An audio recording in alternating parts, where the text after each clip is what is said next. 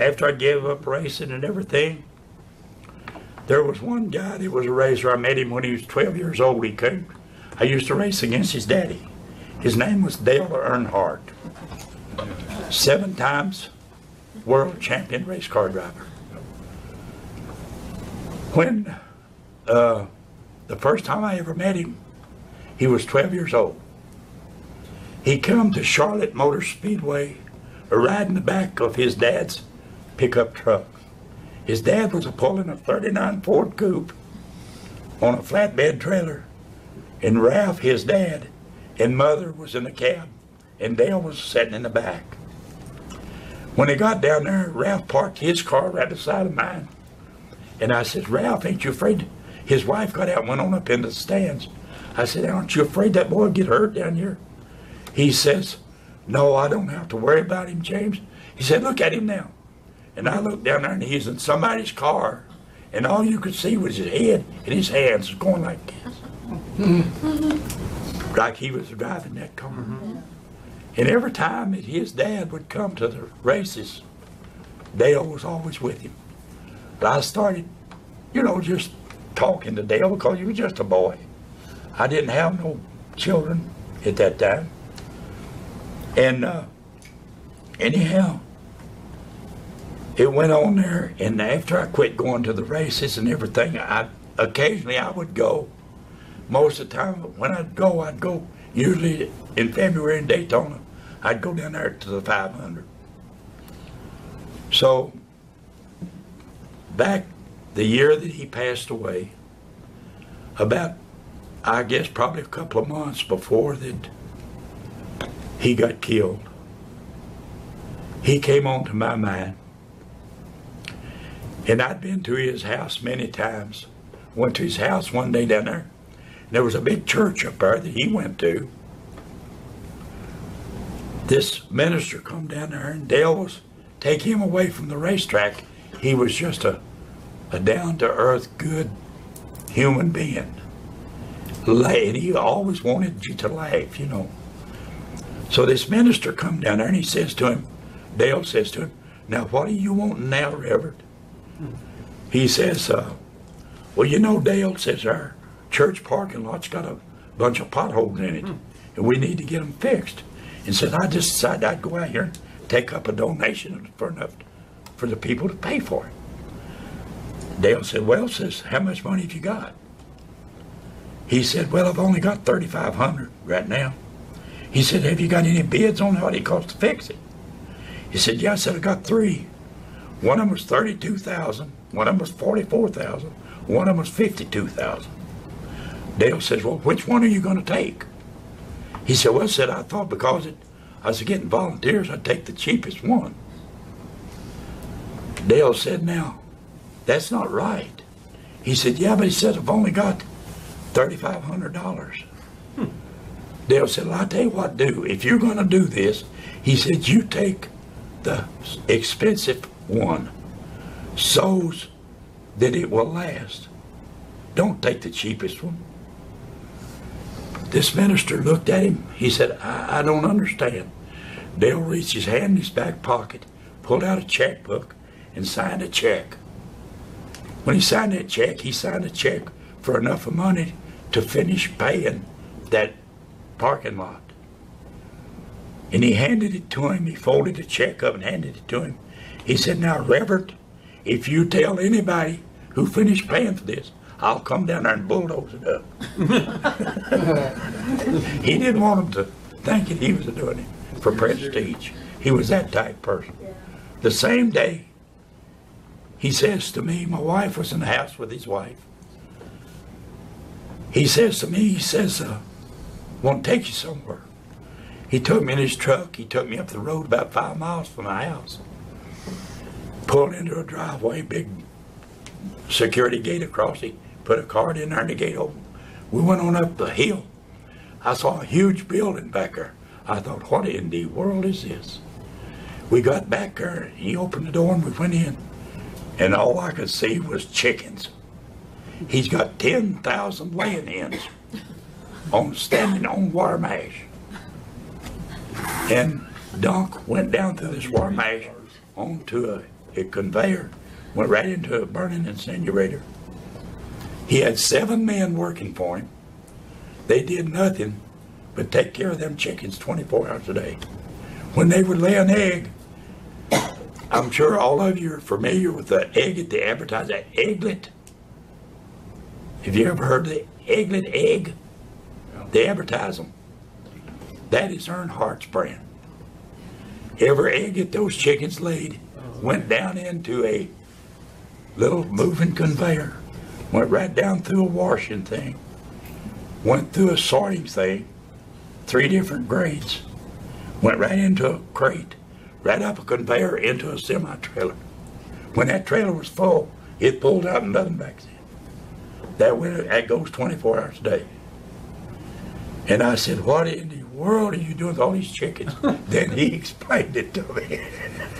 But I never seen, but every chicken that he ever had never walked on the ground. He got them when they were real young from an incubator. And he raised them. And those 7 men didn't do nothing but take care of those chickens and the egg products. Then he took me over and showed me he owned a farm over there that had 103 red white-faced beef cattle. I said to him, I says, Dale, let me ask you a question. Why do you always use 3 and 7? He said it was always my lucky number. And I never thought much about that for a while. Then I heard Brother Branham, how he would talk about number 3, number 7. Anyhow, the night before that Earnhardt passed away, as I started to say a while ago, about a couple of months before that race, he came onto my heart. I called him from my home, talked to him, and he said, are you coming to the races? He said, it's been a while since I saw you. I said, if the Lord willing, I will. And I had talked to Brother Ruddle about him coming onto my mind and my heart. I felt for him for some reason. Yeah. And I talked to Brother Ruddle. And he said, let me pray with you. And we prayed about it. And one night he called me at 1 o'clock in the morning. Brother Ruddle did. And he says, this was about a week before the race. He says, James, I think you need to go talk to Dale Earnhardt. Well, I got on a plane. I went down there. When I got down there, his boat hadn't got in. He always brought his boat down there and parked it so they'd have a place to stay when they were down there for the race week. So his boat hadn't come in, but that night it did come in. Saturday night, I went down to his boat to visit him. He knew I was coming. I got my nephew to take me down there. And when I went down there, he was thrilled to see me. And he says, what has brought you down here? I said, do you know of anything that would have brought me here?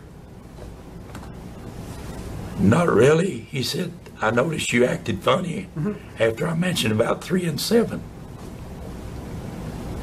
I explained to him what I'd heard Brother Branham talk, and then I got talking to him. I says, Dale, I said, let me ask you a question. He said, what's that?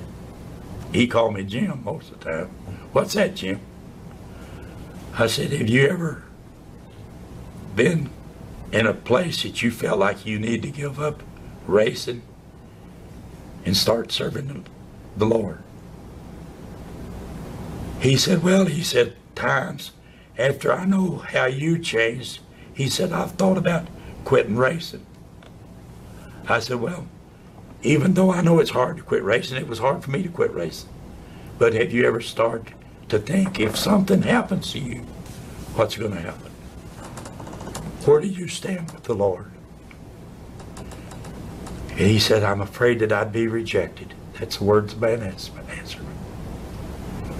And I said, well, if you feel that way, why don't you just make up your mind that you run this race tomorrow, if you want to, and then just give it up. I said, you don't have to work, Dale. You've got your living made. And how much greater would it be to live the rest of your life serving the Lord? And he says to me straight out of his mouth, he said, would you kneel down here and pray for me? We knelt down and we had prayer with him.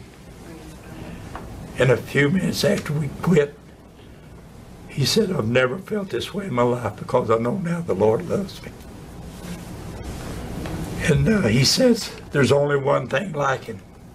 I said, what's that, Dale? He says, I need to be baptized. I said, well, it was getting late at night. I said, why don't you do what you got to do tomorrow? After you do that, we come somewhere and baptize you. He said, I want you to baptize me here in my boat because the Lord gave me all of these convention things that I'm using here, and I want to be baptized here, not to dedicate it to the boat, but I want to be dedicated to the Lord right here. We went ahead to the race the next day, and as you all know, he didn't make it the last lap of the race. His son was running in second place. The man that was driving his other car was running first place.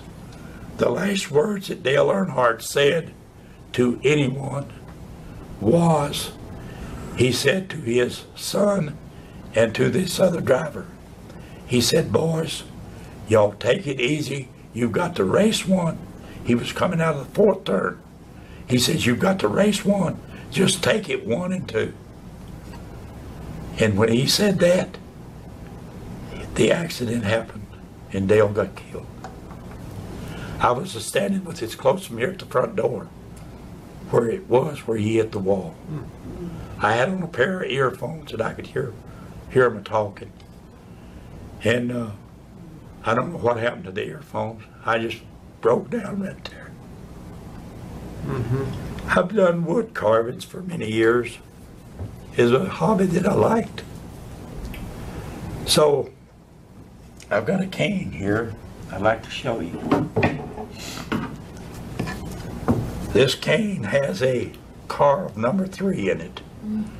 The letter has number 3 for the handhold. That was Dale. I took this to his boat the night before the night that he accepted the Lord. He autographed his cane for me, Dale Earnhardt, to Jim. And he put here the date that it was. And that was the night before that he had the accident. Everybody said it was his seatbelt that caused the accident, but it wasn't. I know what caused the accident because I saw it. They proved it wasn't a seatbelt because of the car. They picked that car up by the seatbelt that they said broke and put it on a flatbed car to haul it away. And that seatbelt couldn't break it and pick up that weight. There was 2 things that Dale Earnhardt done to his race car. One of them was he placed his own seat in there the way that he wanted. And he fastened his seat belts in there the way they were supposed to be. And I knew that wasn't what killed him. When he hit the wall, a glancing lick, just before he hit the wall, Ken Schrader was on the right side of him, between him and the wall. He was in the middle. Sterling Marlin was on the left side of him. Rusty Wallace came up behind him and took the air off the back end. His car went like that. His left rear fender bumped the side of Sterling Marlin. When he bumped Sterling Marlin, that car went shooting into the wall like that. And because it hit the wall first on the right-hand fender, Ken Schrader come right up and wedged right in beside of him. And when he wedged him inside of him, he saw what had happened. He jerked his helmet off and jumped out of the car and commenced waving to the medics to get there. And he commenced on, go to Earnhardt, go to Earnhardt. And when they got through, when they moved that car, Earnhardt was just sitting there in the car, and the hinges on those racing cars, they make hinges and put on the back hood with little pins through the hinges that they make. This hinge on the right side, when it hit that wall, broke loose. When it broke loose, it allowed the corner of that hood to come around like that. When it came around like that, it went through the windshield, took the windshield out, and took half of Earnhardt's head away. That's what killed Dale Earnhardt. I've had people say to me, how can you think that Dale Earnhardt was a Christian? I think Dale Earnhardt was a Christian. Amen. Because he told me he was. He told me he was. And I believe what he was saying. Because my spirit bird witness said he had accepted the Lord. And then they'll say, well, he wasn't a Christian because he wasn't baptized. I don't believe that. I won't never believe that. I think that Dale Earnhardt is a child of the King. Amen. He was a 7-time world champion.